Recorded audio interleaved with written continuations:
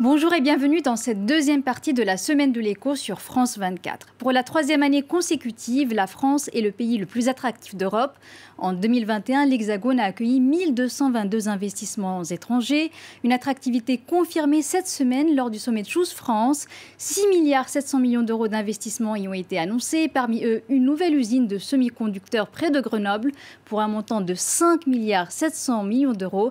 Avec à la clé 1 millier d'emplois, mais aussi un grand pas pour la souveraineté industrielle de la France, selon le ministre de l'économie Bruno Le Maire. Alors pour parler de cet investissement stratégique, mais aussi des forces et des faiblesses de la France en matière d'investissements étrangers, je reçois Christophe Lecourtier, le directeur général de Business France, l'agence publique chargée de la promotion économique de la France. Bonjour et merci d'avoir accepté notre invitation sur France 24. Alors la pandémie de Covid-19 et la reprise qui a suivi ont révélé la dépendance de l'Europe et notamment de la France aux importations de certains produits stratégiques, parmi lesquels les semi-conducteurs. Alors, est-ce que cet investissement annoncé cette semaine, c'est un pas important vers la souveraineté dans ce secteur?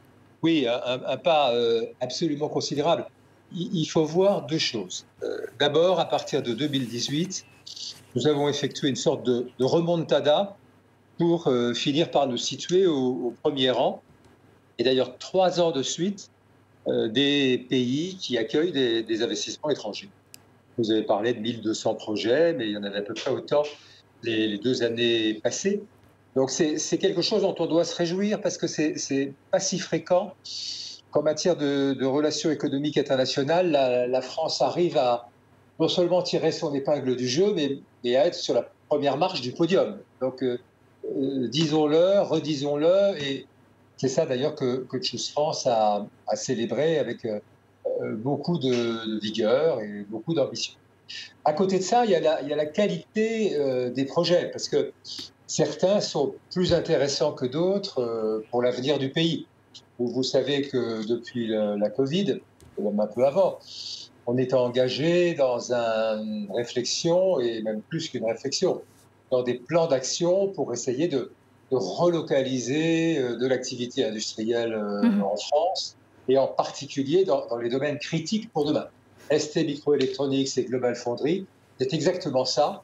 On réduit dans des proportions considérables notre dépendance à l'Asie, avec tous les risques géopolitiques qu'on peut rencontrer dans cette région du monde, et on va devenir une des principales bases de production de ces semi-conducteurs qui sont l'or de demain pour l'industrie automobile, pour l'électronique, pour beaucoup d'autres activités, grâce à ce projet à Crolles. Alors ça, c'est pour les semi-conducteurs. Qu'en est-il pour d'autres secteurs stratégiques? On a vu pendant la pandémie de Covid-19 un manque dans certains secteurs, une dépendance aux importations, par exemple pour le secteur de la pharmacie, dépendance aux principes actifs. Et on le voit toujours aujourd'hui, plus de 2 ans après, on manque de paracétamol, on a ces craintes aujourd'hui. Est-ce qu'on a pris en compte ces problèmes dans d'autres secteurs stratégiques? Est-ce qu'on est en train de rattraper le retard? Le paracétamol est un produit très important, essentiel. Je ne sais pas s'il est stratégique. Ce qui est stratégique, c'est d'être capable de localiser en France des entreprises françaises ou étrangères qui pourront être des acteurs des secteurs d'avenir. L'hydrogène, on a parlé des semi-conducteurs, les batteries, les voitures électriques. Et quand on parle de santé, c'est plus des nouvelles thérapies que véritablement du paracétamol. Mais ça n'interdit absolument pas, c'est ce qui a été fait ces dernières années, de pouvoir se redoter de capacités de production pour réduire notre dépendance. Donc on voit bien qu'il y a à la fois un aspect un peu défensif.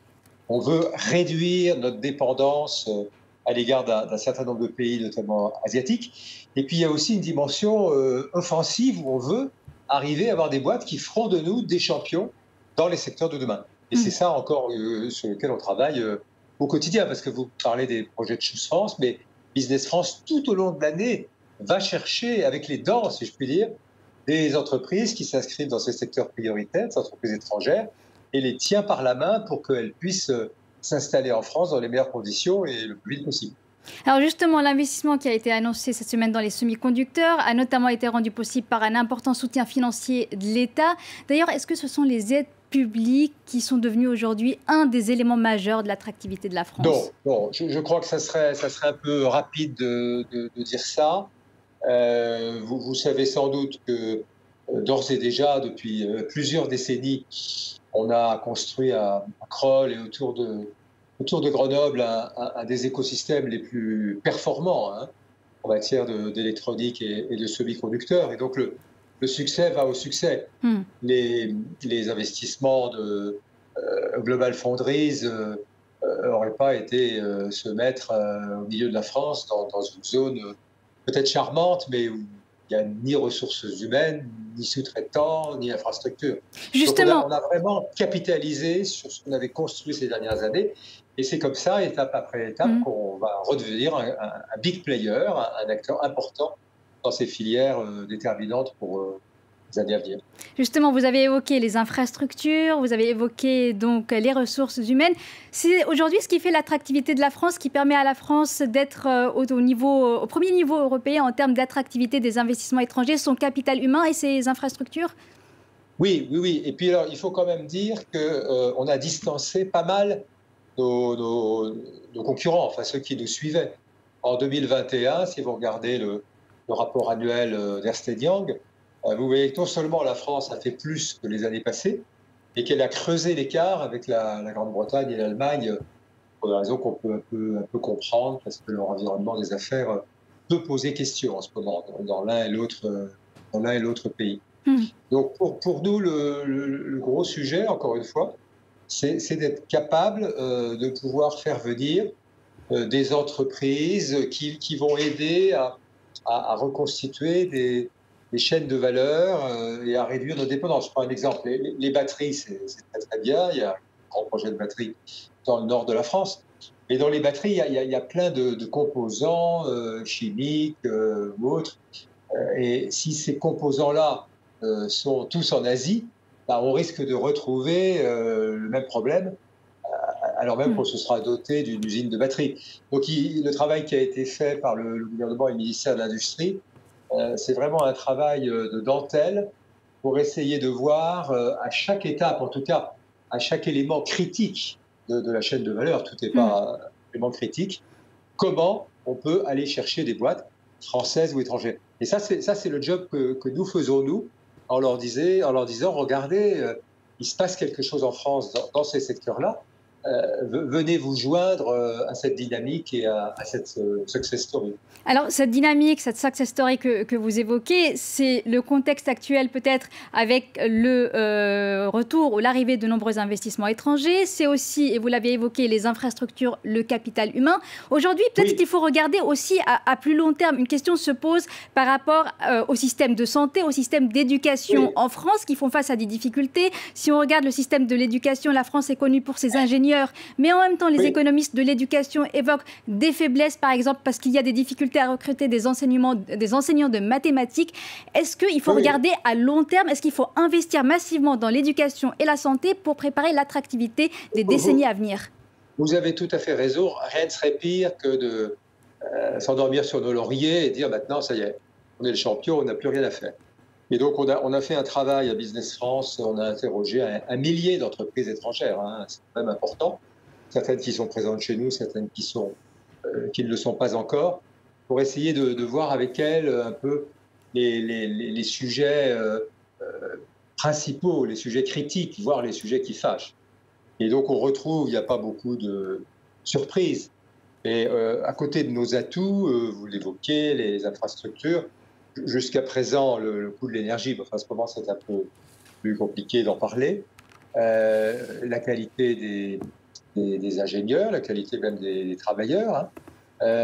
On a du boulot à faire pour notamment répondre aux besoins d'embauche, parce que toutes ces entreprises qui arrivent en France, enfin pas toutes, mais beaucoup, elles ont besoin de trouver des talents, elles ont besoin de trouver des ressources humaines, et c'est pas forcément quelque chose de facile. On a aussi une question bien connue, mais là aussi on doit faire mieux, c'est la simplification administrative à procédure égale, parce que souvent ce sont des règles européennes, des réglementations européennes. On n'est pas toujours les plus rapides et les plus efficaces pour approuver la mise à disposition d'un terrain pour une entreprise, pour vérifier que la RSE ou l'impact environnemental est bien contrôlé, ou également les aspects archéologiques. Donc on a vraiment un gros boulot à faire, et je pense que le gouvernement en est convaincu, pour, comme je dis à chaque fois, continuer à amener des bûches dans le feu de l'attractivité, parce que voilà, l'attractivité, 3-4 ans, ça flambe.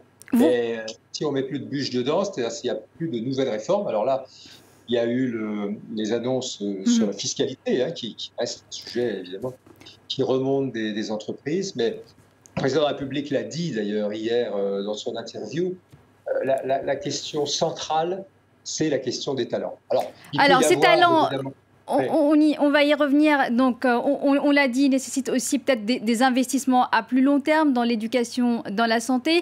Et est-ce qu'il y a assez de choses qui sont faites? Parce que vous avez évoqué le court terme, vous avez évoqué donc la simplification administrative, les réformes. Mais est-ce qu'on met le paquet pour l'éducation publique, qui fait partie aussi de l'attractivité de la France aujourd'hui, dans la santé? Parce qu'on sait que les entreprises étrangères, quand elles vont convaincre leurs salariés de venir en France, il y a ce système de santé qui est bon, qui est connu mondialement. Est-ce qu'il faut vraiment mettre le paquet dessus, parce que c'est de cela que dépend l'attractivité des décennies à venir?